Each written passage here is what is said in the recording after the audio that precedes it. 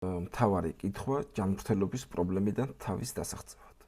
ვინც დიდი ხანია რაიმე ჯანმრთელობის პრობლემის წინაშე დგახართ და ერთ და იგივე წრეზე ტრიალებთ, მოგცემთ ძალიან კარგ რჩევას, რომელიც შეცვლის რადიკალურად თქვენს მდგომარეობას. ან დაგაფიქრებთ ძალიან. საკუთარ თავს დაუსვით ესეთი კითხვა. როგორ შეიცვლება ჩემი ცხოვრება, როცა ეს პრობლემა აღარ მექნება? როგორი ვიქნები მე და როგორი ცხოვრება მექნება?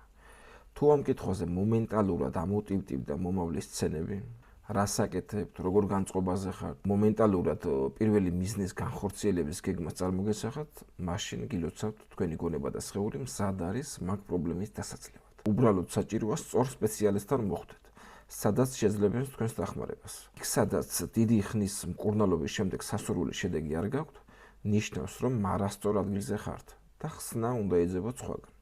ხოლო ვისაც კითხვის დასმაზე, როგორ შეიცვლება ცხოვრება ამ პრობლემის შემდეგ, თუ ესეთი პასუხი გაქვთ, ნუ რავი, შეიცვლება, გამიხარდება ალბათ და არ მოყვა არანაირი სასიამოვნო განცდა მის გაფიქრებაზე, მაშინ ვწუხვარ თქვენს გამო. და მინდა გითხრათ, რომ დიდი შანსია მაგ პრობლემაში კიდევ დიდხანს დარჩეთ. იმიტომ რომ თქვენ დაკარგული გაქვთ ყველაზე მთავარი ცხოვრების საზრისი, რომელიც ყველა ადამიანს უნდა ჰქონდეს. რომელზე ფიქრით ენერგიას და мотивაციას უნდა გაძლევდეთ. და სხვათა შორის შეიძლება მიტომაც ხართ მაგ პრობლემაში, რომ ცხოვრების საზრისი დაკარგეთ მანამდე, სანამ ეს პრობლემა დაგემართებოდათ.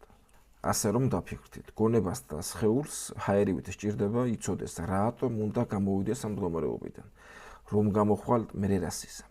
ისწავლეთ თუ არა ჭკუა, გააცნობიერე თუ არა შენი შესწორება, რამაც მაგ მდგომარეობაში მოგახვედრა. დასაფიქრებლად ჩემო ძვირფასებო გეყვა.